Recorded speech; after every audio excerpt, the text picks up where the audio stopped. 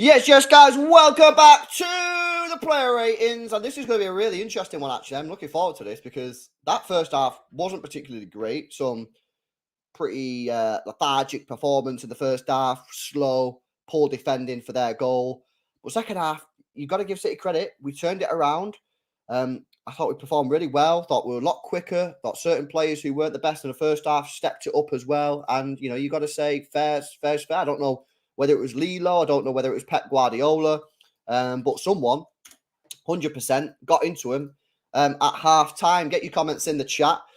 And yeah, I'm going to get into it in just a second. Big up to everyone. Big up to Mitchell, Joe Ack, Ashley, Enrique, Entwined Rope, Ashley Barnes, RR, Sam Martin, Sovarana, Kid Nacho, Mojis is in the building, Anthony's in the building, Kubas is in the building, Bran Holt's in the building, Nacho's in the building.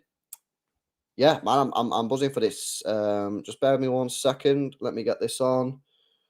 Let me just Sorry, multitasking is my strongest point. Okay. Schedule your space. Saturday, 2nd, 5:45. I'll record it as well because people want it recorded. Boom. Next. Right, there we go. Sorry, I just needed to remember to schedule the space. We will be going live, by the way, on Twitter after this at 5:45. Just talking about the game a little bit more in general.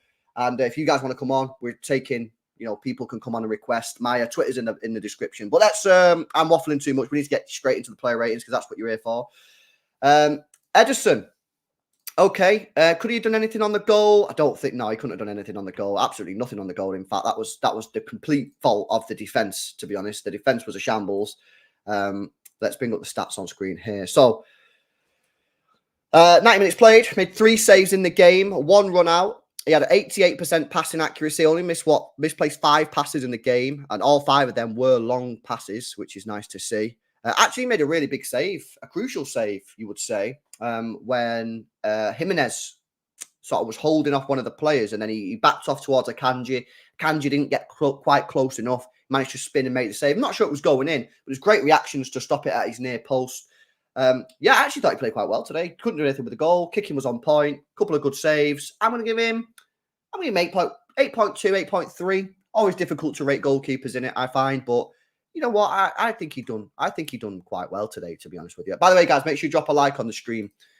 We got 350 people in. We're not on 100 likes, so hit that thumbs up button. Let me just hit the like button. There you go. Hit that thumbs up button for us. Get us to 100 likes. Big up. Okay, let's move it on to let's go Kyle Walker, who thankfully for us did not do a repeat of the mistake that he did at Sheffield United.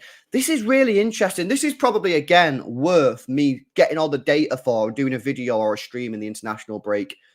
Further forward, holding the width a lot more compared to last year. His sort of heat map would have been in this sort of position. He's holding the width. He's getting forward a hell of a lot more than he was last year, in my opinion. Played 90 minutes, made 1 clearance, 2 ground duels, both of them won. Also won his only aerial duel.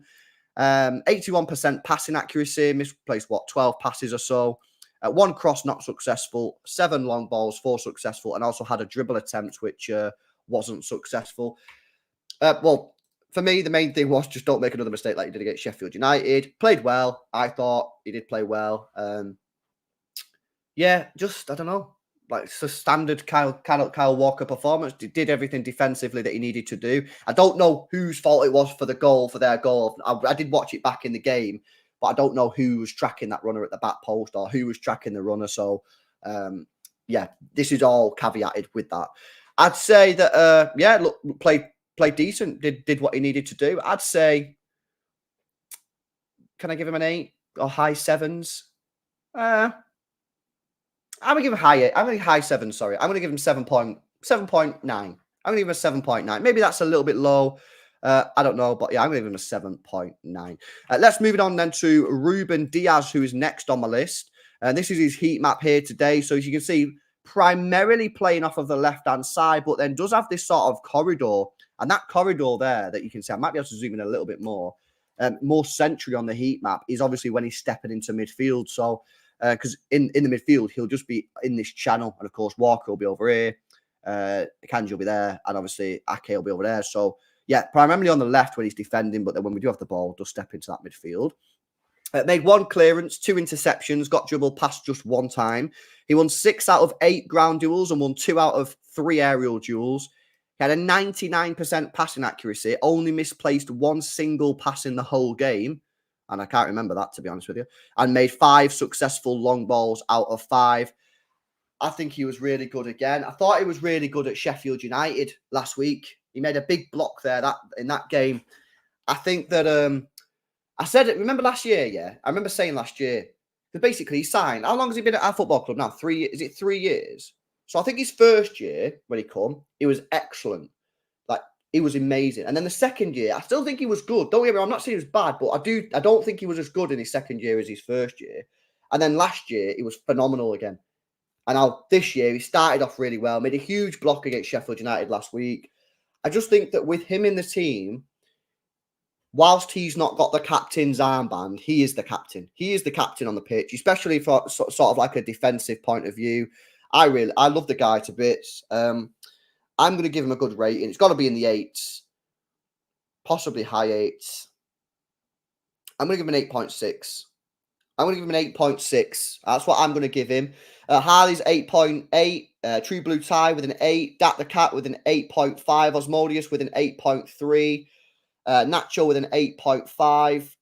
R's gone for a 9. Yeah, I probably wouldn't even argue with you, bro. I wouldn't even argue with you on the 9, to be honest, because he didn't do anything wrong and he had a fantastic performance. Let's get on then to Akanji, who had an interesting game. There was some comments in the first half. Let's see what people think about him. Get your comments on Akanji, guys. This is his heat map. He played 90 minutes in the game, made 2 clearances, 1 interception. He got dribbled past once. He won 5 out of 7 ground duels and didn't win his only aerial duel. 101 passes, misplaced 8, had a 92% passing accuracy. Great passing accuracy. 7 long balls, 3 successful. So most of his passing accuracy lower, sort of come off long balls. You know what? I didn't think he played bad. I don't think he played bad, to be honest with you. I think that he's never going to be as good as John Stones in that centre midfield position. We all know that, but it's sort of like Kovacic with his attacking. We all know that Kovacic is never going to get the goals and assists that Gundogan got. So it's difficult to sort of slag him off when he doesn't score or create chances. Similar to Akanji, he's never going to be as good as John Stones in that centre mid position. But I think as sort of like a stopgap when John Stones is out, I think he's doing a fine job. I think he had a good game today. I think he made a really, really big header. When the ball came in, it was in the first half, the ball came in off the left-hand side, and if he wouldn't have got his head on it, the guy would behind him had basically a free header at goal. So you know what? I'm going to give the guy a good rating. I'm going to give him a good rating. I'm going to give him in the 8s, to be honest with you. I'm going to give him an 8.3. I'm going to give him an 8.3. I think he had a great game. The play ratings for you guys, you got 7.8 with Sam, Edder at 7.5. Andrew puts him in the 9s. Dat the Cat, 8. Andrew puts him as low as a 7. So it's really difficult. You're getting a real sort of variance in opinion when we're talking about Akanji. Some people think he had a really good game. Some people think he stunk the gaff out a little bit. So, you know, that's football, isn't it? Okay, let's move on to Nathan Ake. Yeah, sort of obviously his heat map is standard sort of stuff for him. Got a goal, of course. Shit, I forgot about that, to be honest with you. 1 clearance, 1 interception, 3 ground duels, 2-1. He won 4 out of 6 aerial duels, had an 86% passing accuracy, which is a bit low, really, for a defender. And 2 long balls successful out of 5, so you can't even blame it all on long balls. First half, I can't lie, I thought it was poor. I didn't think he was very good in the first half, to be honest. I don't know. I just didn't really get that sort of authority that I'm the big man. I'm gonna be the guy. Just I don't know, little bit of a strange performance in the first half for me. Me personally, it's my opinion. You can agree, you can disagree if you want. However, second half improved like everybody else. Got himself a goal, and in the end finished very strong. So I'm gonna give him a good rating. I'm going to give him a 8.2. 8.2. I think he deserves to be in the 8 because whilst he didn't have the best first half in the world, he wasn't shit. And in the second half, he did massively improve and he scored. So, yeah, 8.2, 8.3. That's where I'm going to go for it. You guys in the chat, I'm seeing Xavi with an 8. Simon, I think, was 8.3. True Blue Tie, 8.2. Osmodius, 8. Yeah, I think most of us are in the 8s. I don't think I've seen anyone less than an 8. So I think that's kind of where we're at. So defense is now boxed off. Big up to Varzi. Says triple captain Haaland and got my reward. Yeah, congratulations, bro. People who play FPL, obviously, Haaland and the team smashed it. And Bran Holt says, annoys me that a couple of my gifted subs went to people who are here to troll. That's the slightly annoying thing about it, bro. I mean, for me, obviously, it doesn't affect me as a terms of like support for me, but it would be nice for that to go to people who actually like, not necessarily even like City, but not trolling. That's why on Twitch it's a little bit better because you can actually pick people to gift to, so that doesn't happen. I guess there's nothing really you can do about it, Brand, to be honest with you. Listen, I appreciate the support, but I do know it's frustrating. All I'd say is, as soon as we see the people trolling like that, just get rid of them. The mods in the chat, just fuck them off, to be honest with you, And then he comes in with a 5 gifted. So hopefully they all go to people who not even support City, but just not trolls, here to engage in the community and talk in the chat. That'd be good. But LB, turn on subscriber mode. I think it is turned on, bro. I think it is turned on. Yeah, it is turned on. Subscriber mode's on, bro. But thanks for the reminder. Big up Brand Holtman for another 5 gifted and then the $5 donation as well. What a legend. Okay, let's go into midfield. Yeah, let's talk about, you know what, before we come to Rodri, let's talk about Kovacic, because this is an interesting one for me. He played 84 minutes in the game, as you can see on the stats on the right hand side here, guys. 92% passing accuracy. The passing accuracy is fine. 1 key pass. Didn't have any shots, didn't have any chances created. 1 ground duel, 1 clearance, 1 interception. So this, you know what, the stats kind of tell the story for me. Yeah, passing accuracy, fine. Nothing to write home about, but nothing bad. 1 key pass, no big chances created, no shots, no real tackles. Just kind of like, not this. By the way, this isn't bad. I just feel like in the first half, I didn't really remember him doing too much. I do think he stepped it up a little bit in the second half and got a lot better in the second half. But in terms of impact on the game, possibly sort of like the least impact he's had since he's been at City for me. Didn't play bad, though. I don't think he played bad. I just don't really remember him doing too much. And the fact that he didn't do too much and still had a decent performance is probably a good thing. So I wouldn't put him in the 8s for me. So I put him in the 5, in the 7s.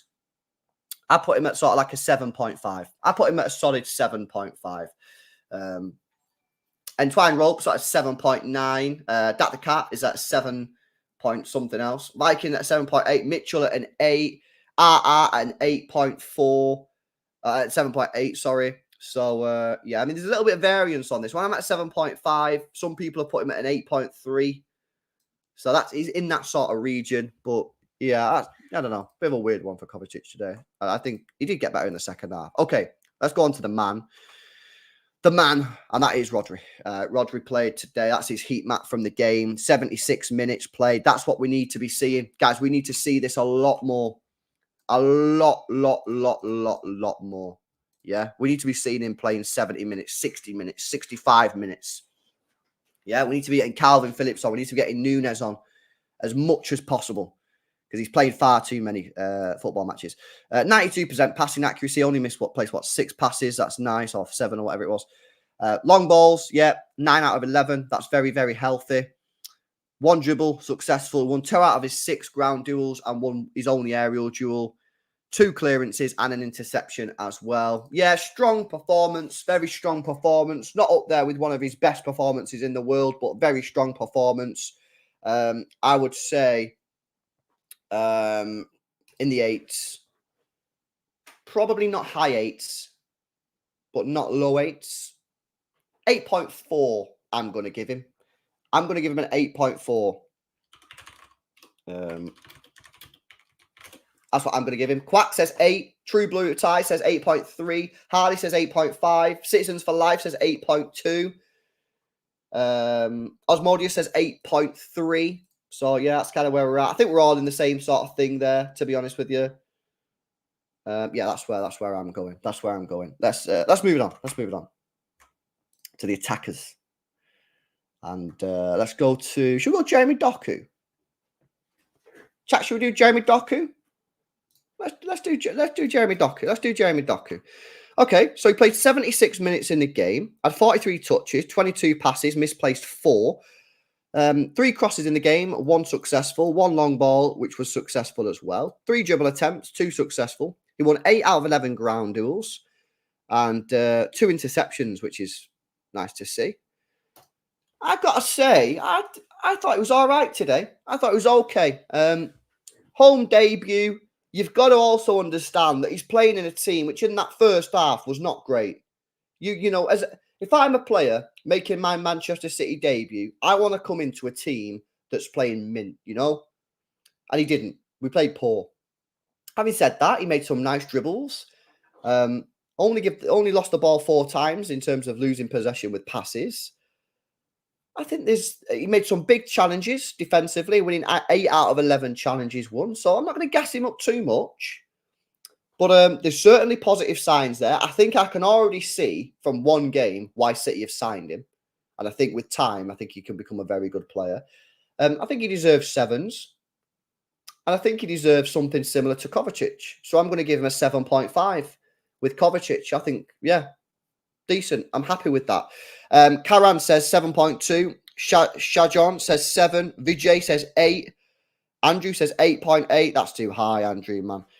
Dat the Cat 7.8. Marcianus 7.4. Danny React says 7.5. Yeah, I think 7 somewhere. I think it's harsh to give him anything lower than a 7, but I don't think he deserves in the 8s. I think if we're being honest, he doesn't deserve to be in the 8s. But I like the performance. I'm happy with it, and I'm excited to see what can come in the future. Okay, let's go to Phil Foden. It was a frustrating day for me with Phil Foden because he should never have been playing in that position. I know I was kind of happy with it before the game that he's on the wing and we got that fast wingers, but he's a midfielder. Okay, played 89 minutes in the game, 1 assist, 83% passing accuracy, 1 key pass in the game, 4 crosses, 2 successful with 1 long ball unsuccessful, 2 successful dribbles out of 4, and he won 4 out of 8 ground duels. And that's pretty much it for Phil Foden on the stats. I just think this guy at the moment is so important to us. He's so important for creativity.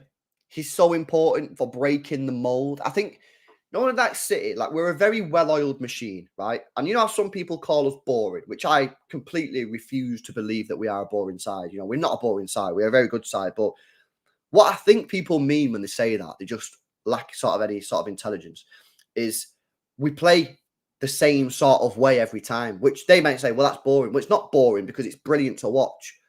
But sometimes when you play like that, opposition teams can work out a way to stop you, or you can find it difficult and you just keep doing the same thing and it doesn't work. The difference with Foden, he's got so many different attributes to his game. It can dribble and take a man on. It can link up with 1-2s. It can play long balls. It can cross the ball. It can score goals from outside the penalty area. It can score goals from inside the penalty area. So what it does is, in a game where maybe things are a little bit slow, a little bit dead, like Sheffield United, like today at times, when he gets the ball and drifts into that midfield position, the game changes. Because all of a sudden then, opposition players have to commit to him to make the challenge. Otherwise, he's just going to dribble straight through and score a goal. So I just think he's so important to us. And this is why I've said in the transfer window, if he gets injured now, between now and when Kevin De Bruyne comes back, I think we're in trouble. Not trouble where the season's a rip, because I still think we're good enough where we'll win 90% of our matches. And that's all we need to do up until Kevin De Bruyne comes back. But in terms of dominance, I think we'll be in trouble because he, for me, is so special in this team at the moment. And I think this year, you are going to see a breakout year for him. Not that he needs a breakout year, because he's been phenomenal and only got 2 less G&A than Saka last year. Apparently was Young Player of the Year. So that, for me, is so important to the team. Not one of his best performances in the world, but he was playing left wing and then went on the right and then didn't really integrate too well, but eventually found his rhythm and then come good. I think he deserves 8s, but I don't think he deserves high 8s for me. So I'd probably give Phil Foden a 8.2. 8.2 or 3. No, 8.4. 8.4 is what he deserves. That's what I'm giving him. Hardy's giving him a 9. Chad John with an 8.4. Yagi 8.1. Richard 8.3. Sinathan doesn't even put him in the 8. 7.9. Is that harsh? I don't know. Anthony with a 9. D3 with an 8.4 and Abdi with a 7.5. That's too low for me, brother. That is too low. But you do you. That's what football's about. You got your own opinions, innit? And I'll be boring if we all have the same opinions. Right, okay, let's move it on to Alvarez, who's causing me a bit of a headache at the moment because I don't know what to think of him in this position. Let's go through his stats first, then we'll talk. 89 minutes played. That's his heat map, so quite scattered. But yeah, that's his heat map from the game. 89 minutes played. 1 goal. 80% pass accuracy. Misplaced, 7 passes. 1 cross unsuccessful. 2 long balls, both successful. 1 shot on target. 1 shot blocked. 1 dribble attempt, which was successful. He also won the penalty as well. 9 ground duels, 1-3. And that's pretty much it. I tell you what, I don't know what to think about him in that position because my honest opinion is, I don't like it. I don't like him there. I don't like him there, right? Because I don't think he's good enough creativity-wise. And I think Phil Foden's miles better. And obviously Kevin, when he's there, is miles better. But he's doing what he needs to do. He's scoring goals. He's getting assists. He's winning penalties. So now I'm starting to think to myself, hang on a minute. You've probably thought this last season in a couple of games where he played there and didn't do too good. And now you're running with it. And I think that's what I'm doing. So then when I'm watching him in that position, anytime that he does something wrong, I'm like, Phil wouldn't have done that. I feel like I'm actually being overly critical. And I put my hands up, you know what I mean? I'm an honest guy. So I think I need to just sort of like stop being a melt and just sort of like, boom, focus on the next time he plays there and just judge him on the performance. Because today he scored a goal and got a penalty. Do you know what I mean? He scored against Newcastle. So I'm going to give him a good rating, man. And I think I'm going to try now and stop saying I don't like him there because why don't I like him there? He's scoring goals, he's getting assists, he's winning us matches, he's winning us penalties. So I'm going to give him a good rating. I think he deserves in the 8s. Winners a penalty, got a goal. Some nice link-up plays here or there. The goal that he put, the Haaland goal as well. He didn't get the assist for that, but that was him. That was him. You know, he was him. Put the ball in behind on Tim Ream. I'm going to give him a high rating. I'm going to give, you know what? Fuck, I'm going to give him a high rating, mate. I'm going to give him a high rating, mate. I'm going to give him 8.7. I'm going to give him 8.7.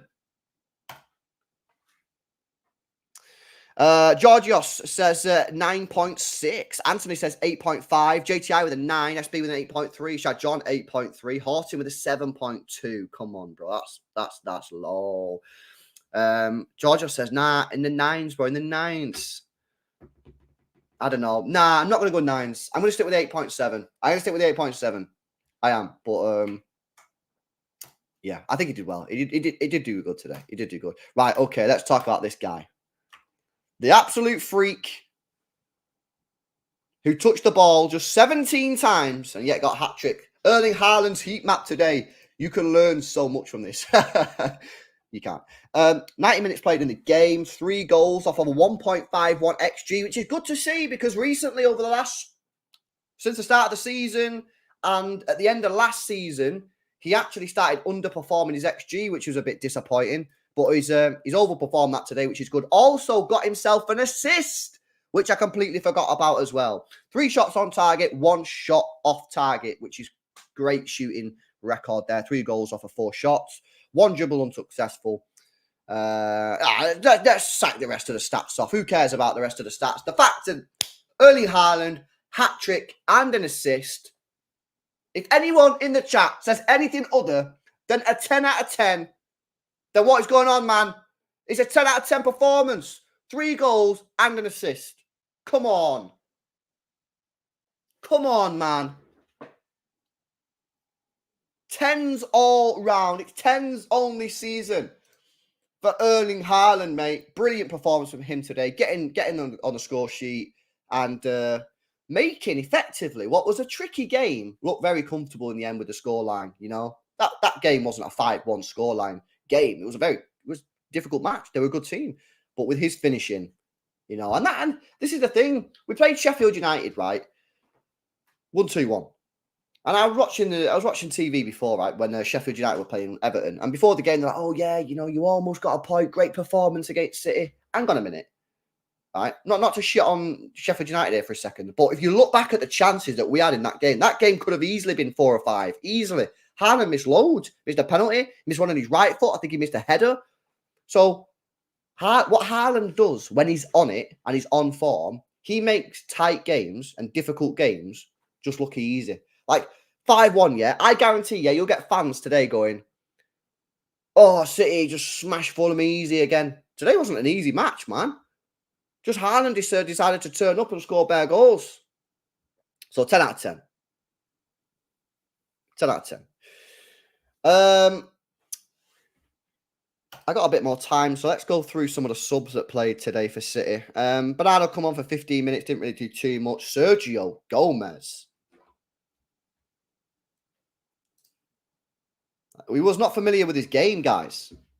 Sergio Gomez today, that goal that he created for the last one for Erling Haaland was unbelievable. Unbelievable. And it's now got me thinking. Well, I was thinking this before anyway, when he come back from the Euros and he got the golden boot. When he come back from the Euros and he got the golden boot, I started thinking to myself, is this guy got something as a winger? You know what I mean? Because Euros, under 21s, to get golden boot, and that's pretty decent. And then he's done that today on the left-hand side. And he was naturally an attacker when he was growing up anyway. I think this is like a little experiment now that we need to experiment with, you know? Carabao Cup against Newcastle? Maybe. Maybe bring him off the bench. You know, some of these match day 6, match day 5 of the Champions League. Could we see Sergio Gomez on the wing? I don't know. I'm just saying. I think we need to get a little Walter White action here, you know, and start experiment with some chemicals. And one of those chemicals is Sergio Gomez. And I'm saying, send him on the wing. See how he gets on, you know. Bill up to Brandon Hope with a super chat. Says all the subs that came on late played well. Even Calvin, the Gomez assist was class. Yeah, Gomez. That Gomez assist, bro, was unreal. It was. If that was like Doku, everyone would be like, that would be on Twitter. Everyone would be like, oh my God, look at what Doku just done.